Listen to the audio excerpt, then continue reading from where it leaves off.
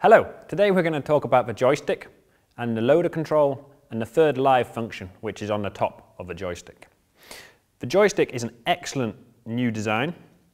It is really light in the hand and can be used for very, very precise movements due to its proportional functionality. On the top of the joystick you find now the live third control. This enables you to use something like bail grips or another similar implement while using the normal functions of the loader control. You can program the joystick and the live third function to any hydraulic valve on the tractor you choose. That's really simple to do.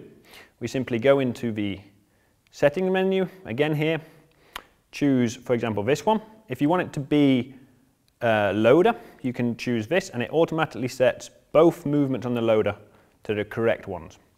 Third function is set from there, and you can again set that to the front hydraulics or the rear hydraulics. One really fantastic feature we have is that you can use the joystick for the rear linkage.